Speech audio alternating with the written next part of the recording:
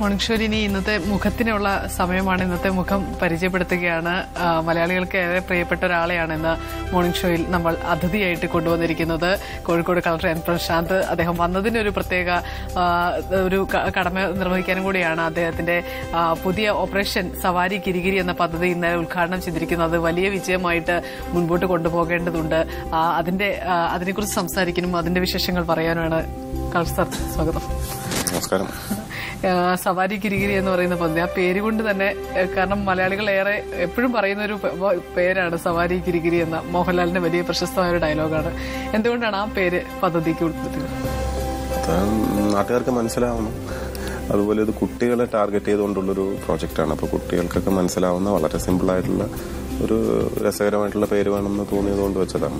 മാത്രമല്ല ഇതൊരു public പാർട്ടിസിപ്പേഷനോടുകൂടെ community ഓണർഷിപ്പോടുകൂടെ നടക്കേണ്ട പ്രോജക്റ്റാണ്. അപ്പോൾ അതുകൊണ്ട് ഭയങ്കര ഒരു സർക്കാർ ഈ പേരിട്ടാൽ അതിന് ഒരുപക്ഷെ കൺവേ ചെയ്യാൻ സാധിക്കില്ല എന്നുള്ളത് കൊണ്ടും കൂടിയാണ് അങ്ങനെ ഒരു സിമ്പിളായിട്ടുള്ള പേരെടുത്തത്. ശരിക്കും സവാരി കിരികിരി എന്ന പദ്ധതി ഉദ്ദേശിക്കുന്നത് എന്താണ്? നമ്മുടെ നാട്ടിൽ ഇപ്പോൾ കോഴിക്കോട് ജില്ലയിൽ കാര്യമായിട്ടുള്ളൊരു വിഷയമാണ് ഈ സ്കൂൾ കുട്ടികളെ ബസ്സിൽ കയറ്റുമ്പോൾ ഉണ്ടാവുന്ന തർക്കം. അതായത് ബസ് ഓണേഴ്സും സ്കൂൾ കുട്ടികളും തമ്മിലുള്ള ഒരു യുദ്ധ അന്തരീക്ഷം. ഇവർ ബസ് കയറ്റില്ല. അപ്പോൾ കയറ്റാതിരിക്കുന്നതിന് അവർ പറയുന്ന കാരണം, ഒരു വലിയ മുതിർന്ന ഒരാൾ 7 രൂപ തന്നിട്ട് കയറുന്ന സ്ഥലത്ത് ഇവർ 1 രൂപയും കൊണ്ട് കയറുകയാണ്. അപ്പം 6 രൂപയുടെ നഷ്ടമുണ്ട് എന്നാണ് അവരുടെ സാങ്കല്പികമായിട്ടുള്ളൊരു നഷ്ടമാണ്. പക്ഷെ ഇത് ശരിക്കും ടാരിഫ് നിശ്ചയിക്കുമ്പോൾ ഇതൊക്കെ ആലോചിച്ചിട്ടാണ് നിശ്ചയിച്ചിരിക്കുന്നത്. മുതിർന്നവരുടെ ടാരിഫ് ഒരല്പം വർദ്ധിപ്പിച്ചു കൊടുക്കുന്നത് ഇതും കൂടെ ഉൾപ്പെടുത്തിയിട്ടാണ്. പക്ഷെ ഒരു സത്യം എന്താണെന്ന് വെച്ചാൽ എല്ലാ റൂട്ടിലും കുട്ടികളുടെ അളവ് ഒരുപോലെയല്ല.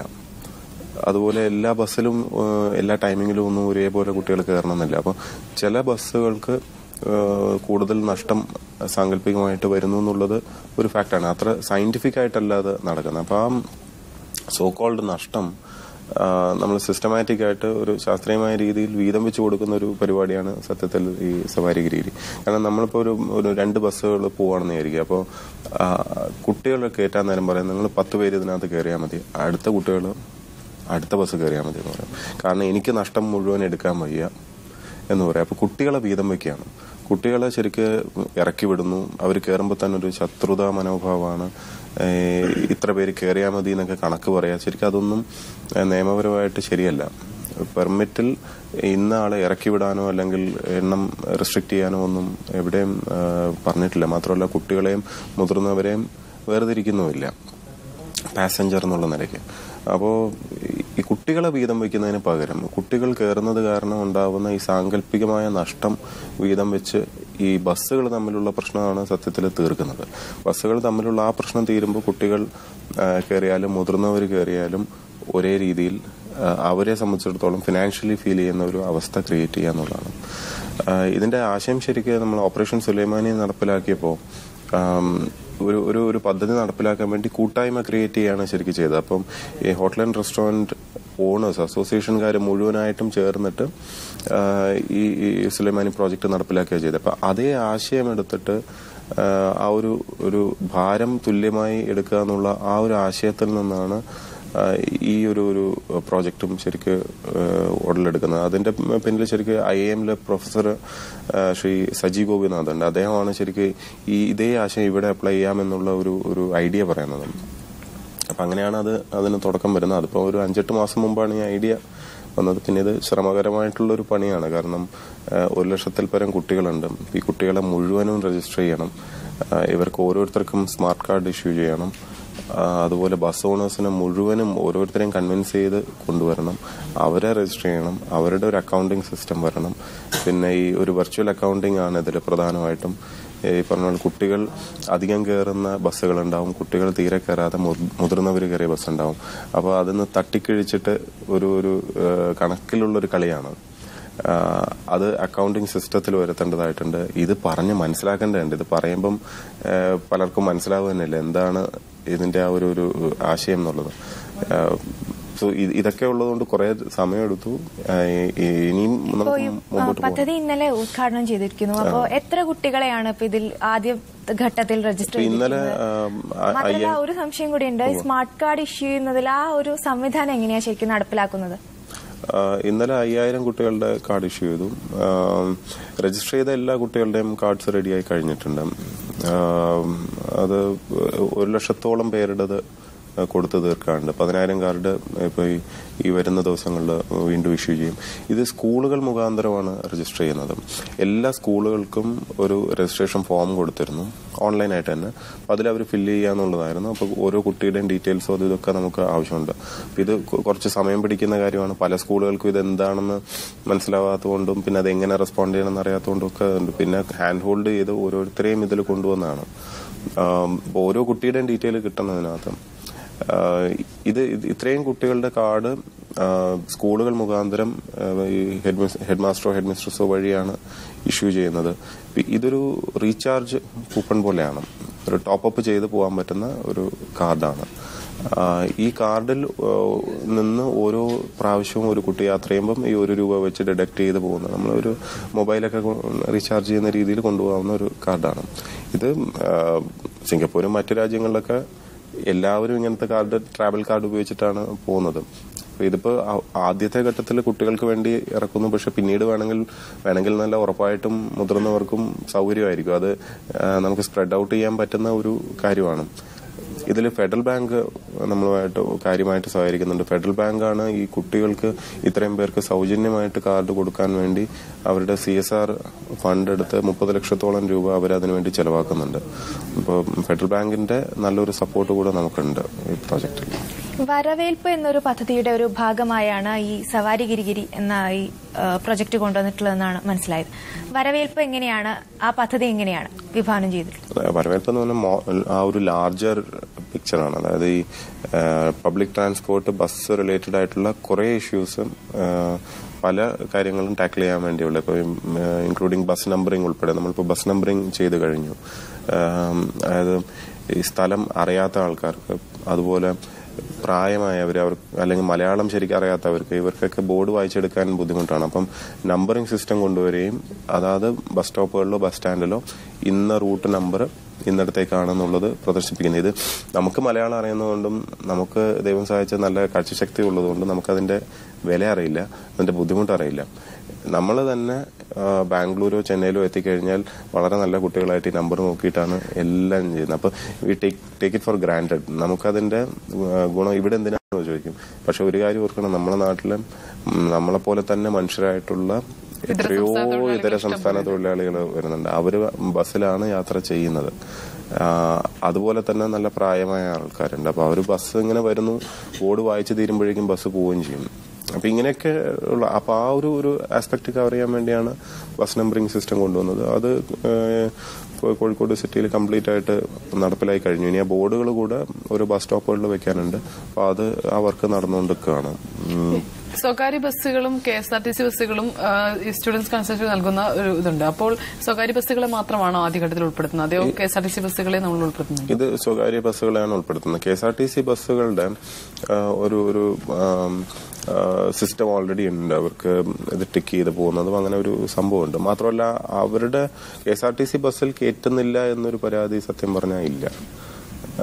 ഇത് ഈ പരാതി വരുന്നത് പ്രൈവറ്റ് ബസ്സുകളെ കുറിച്ചാണെന്ന് നന്നായിട്ട് അറിയാമല്ലോ. നമ്മൾ ഈ ഒരു ന്യായം ആയ ഒരു സൊല്യൂഷൻ അത്ര ഉദ്ദേശിക്കുന്നു. ന്യായമായിട്ടുള്ള ഈ ഒരു സൊല്യൂഷൻ കൊടുത്തതിന് ശേഷം അതിനുശേഷം കുട്ടികളെ കയറ്റാതിരിക്കുകയോ അല്ലെങ്കിൽ കുട്ടികളോട് മോശമായിട്ട് പെരുമാറുകയോ ചെയ്യുകയാണെങ്കിൽ പെർമിറ്റ് വയലേഷൻ ആയി അതിനെ കണ്ടിട്ട് നടപടിയെടുക്കുകയും പെർമിറ്റ് ക്യാൻസൽ ചെയ്യാനുമാണ് ഉദ്ദേശിക്കുന്നത്. കാരണം അവർ പറയുന്നതിൽ ഒരു അല്പമെങ്കിലും ന്യായമുണ്ടെങ്കിൽ നമ്മളും ഒരു ഇപ്പൊ RTA ചെയർമാൻ എന്നുള്ള നിലക്ക് ജില്ലാ കളക്ടർ നേതൃത്വം കൊടുക്കുന്ന ഒരു സിസ്റ്റം ഉണ്ട്. ഇപ്പൊ RTOകൾ മുഖാന്തരം നമ്മൾ ഇതിൽ നടപടി എടുക്കാറുണ്ട്. അല്ലെങ്കിൽ ഇപ്പം കുട്ടികൾ ആയിട്ട് മോശമായിട്ട് പെരുമാറുകയോ ഒക്കെ ചെയ്താൽ. പക്ഷെ പെർമിറ്റ് വയലേഷൻ ആയി കണ്ടതിനെ പെർമിറ്റ് ക്യാൻസലേഷൻ എന്നുള്ള നടപടിയിലേക്ക് അധികം പോവാറില്ല. അത്ര സ്ട്രിക്റ്റ് ആയിട്ട് ചെയ്യാറില്ല. ഒരു വാർണിംഗ് കൊടുക്കുകയോ അങ്ങനെയൊക്കെയാണ് പലപ്പോഴും ചെയ്യാറ്. അപ്പൊ ഇങ്ങനെ ഒരു സിസ്റ്റം കൊണ്ടുവന്നു കഴിഞ്ഞാൽ നമുക്കും വളരെ സ്ട്രോങ് ആയിട്ട് മറുഭാഗത്ത് ഒരു റെഗുലേറ്ററി ആസ്പെക്റ്റും കുറച്ച് സ്ട്രോങ് ആക്കാൻ സാധിക്കും എന്നാണ് തോന്നുന്നത്. രണ്ടുമാണല്ലോ. സ്വകാര്യ ബസ്സുകളിൽ നിന്നുള്ള ഒരു പ്രതികരണം എങ്ങനെയായിരുന്നു? ആ സംഘടനകൾ, അവർക്ക് ഒരുപാട് സംഘടനകളുണ്ട്, അപ്പൊ അവരെ ഈ ഒരു പദ്ധതി മുന്നോട്ട് വെച്ചപ്പോൾ അംഗീകരിച്ചു.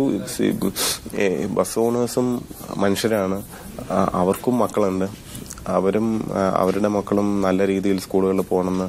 സ്കൂളിൽ രാവിലെ പഠിക്കാൻ പോകുമ്പോൾ ഏതോ ഒരാളുടെ വായിലിരിക്കുന്ന ചീത്തയൊക്കെ കേട്ട് ആകെ ഡിസ്റ്റർബ്ഡ് ആയിട്ട് പഠിക്കാൻ പോകുന്ന ആ കുട്ടിയുടെ ഒരു സിറ്റുവേഷൻ ഒന്ന് ആലോചിച്ച് നോക്കുക. അത് നമ്മളാണെങ്കിൽ ആ അവസ്ഥയിൽ എന്ത് സങ്കടമായിരിക്കും. പഠിക്കാൻ പോകുന്ന കുട്ടികൾക്ക് നല്ലൊരു അന്തരീക്ഷമാണ്. അവർ വളരെ സന്തോഷമായിട്ട് പോകണം, നല്ല മനസ്സോടുകൂടെ പോകണം. അല്ലാതെ രാവിലെ ആരുടെങ്കിലും തെറി കേൾക്കുകയും അല്ലെങ്കിൽ അവിടെ അവിടെ നിൽക്കടാന്നൊക്കെ പറഞ്ഞ് കേട്ടിട്ട് ഒരു ഡിസ്റ്റർബ്ഡ് ആയിട്ട് പോകാൻ പാടില്ല. അപ്പം അത് ആ ആശയം ബസ് ഓണേഴ്സിനും മനസ്സിലാവും. പിന്നൊരു കാര്യം എന്ന് പറഞ്ഞാൽ ഒട്ടനവധി സംഘടനകളുണ്ട്. അവർ ഓരോരുത്തരെയും കൺവിൻസ് ചെയ്ത് കൊണ്ടുവരേണ്ടതായിട്ടുണ്ട്. അവർക്ക് ഈ പറഞ്ഞ പോലെ ഇത് പറയാൻ എളുപ്പമാണ്, ഇത് മനസ്സിലാക്കിയെടുക്കാൻ കുറച്ച് പാടുണ്ട്. അപ്പം IIMലെ പ്രൊഫസറെ കൊണ്ട് തന്നെ നമ്മൾ ക്ലാസ് പോലെ എടുത്ത് ഇത് എങ്ങനെയാണ് ഇതിന്റെ കണക്ക്, എങ്ങനെയാണ് ഇതിന്റെ അക്കൗണ്ടിങ് വരിക, ഇതൊക്കെ വിശദമായിട്ട് പഠിപ്പിച്ചു കൊടുക്കേണ്ടി വന്നിട്ടുണ്ട്. എല്ലാവർക്കും മനസ്സിലാവണമെന്നില്ല. എല്ലാവരുടെയും ഇത്തരം കാര്യങ്ങളിലുള്ള മനസ്സിലാക്കാനുള്ള ബുദ്ധിശക്തി വ്യത്യസ്തമാണ് അല്ലെ. അപ്പം കുറച്ച് സാഹസികമായിട്ടാണ് ആ ഒരു സൈഡ്. പക്ഷെ നല്ല ആത്യന്തികമായി മനുഷ്യർ നല്ലതാണെന്നുള്ളതിന്റെ ഒരു തെളിവാണ് ഇതിലോട്ട് എല്ലാവരും വരുന്നതെന്നാണ് ഞങ്ങൾ വിശ്വസിക്കുന്നത്. കാരണം ഉള്ളിൽ അവരുടെയൊക്കെ ഉള്ളിൽ ഒരു കമ്പാഷൻ ഉണ്ട്. അല്ലാതെ ആരും ദുഷ്ടന്മാരൊന്നുമല്ല. ബസ് ഓണേഴ്സും അവരുടെ ജീവിത പ്രശ്നങ്ങളാണ് ശരിക്ക് പലപ്പോഴും ഈ കാണിക്കുന്നത്. അവർക്ക് അവരുടെ നിലനിൽപ്പിന്റെ പ്രശ്നങ്ങളുണ്ട്. എല്ലാവരും ഒരു ജീവിക്കാൻ വേണ്ടിയാണല്ലോ. അപ്പൊ നമുക്ക് ഒരു ലെവലിനപ്പുറം സ്വാർത്ഥത ആവശ്യമില്ല. ഒരു ലെവലിനപ്പുറം നമ്മൾ ആക്രാന്തം കാണിക്കേണ്ട എന്ന് പറയുമല്ലോ. ചില കാര്യങ്ങൾ നമുക്ക് പങ്കുവെക്കാം, ചില കാര്യങ്ങൾ ഷെയർ ചെയ്യാം എന്നൊന്ന് കൺവിൻസ് ചെയ്ത് കൊണ്ടുവരേണ്ട ഒരു ജോലിയാണ്.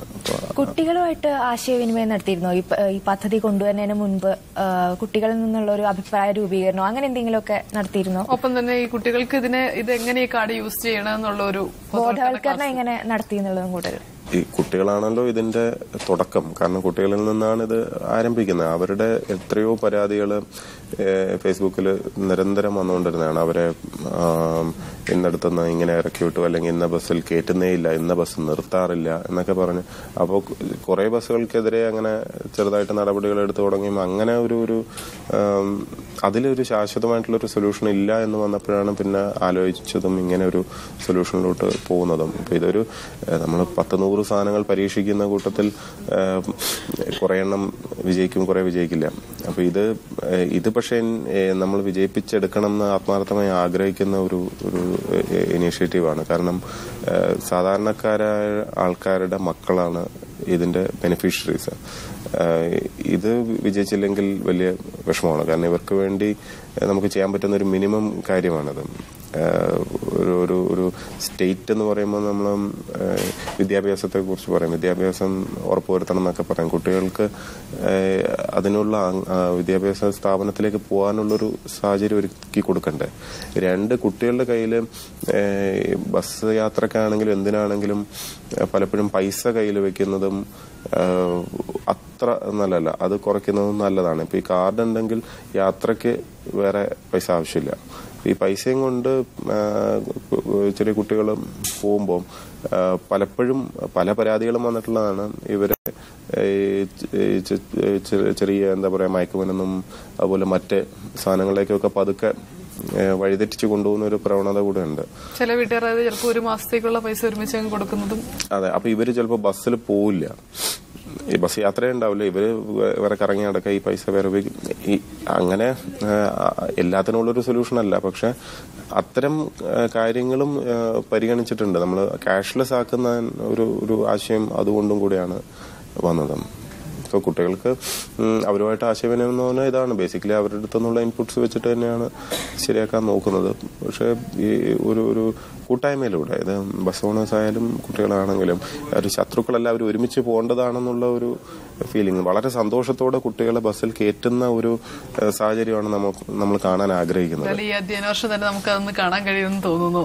എന്തായാലും പദ്ധതി ഉദ്ഘാടനം ചെയ്തിരിക്കുന്നു. ഇനിയിപ്പോൾ അങ്ങോട്ട് അതൊന്ന് വിജയകരമായി തന്നെ പൂർത്തിയാകട്ടെ. ഓപ്പറേഷൻ സുലൈമാനി സക്സസ് ആയതുപോലെ തന്നെ ഓപ്പറേഷൻ സവാരിഗിരി സക്സസ് ആകട്ടെ. ഒപ്പം തന്നെ വരവേൽപ്പ് എന്ന ആ വലിയ പദ്ധതി ഞങ്ങൾക്ക് അത് സാക്ഷാത്കരിക്കാനായിട്ട് കളക്ടർ മുൻപിൽ നിന്ന് അത് പ്രവർത്തിക്കുമെന്ന് ഞങ്ങൾ പ്രതീക്ഷിക്കുകയാണ്. എന്തായാലും മോർണിംഗ് ഷോയിൽ ഇത്ര രാവിലെ അന്ന് അതിഥിയായി വന്നതിന് വളരെയധികം നന്ദി. Thank you so much.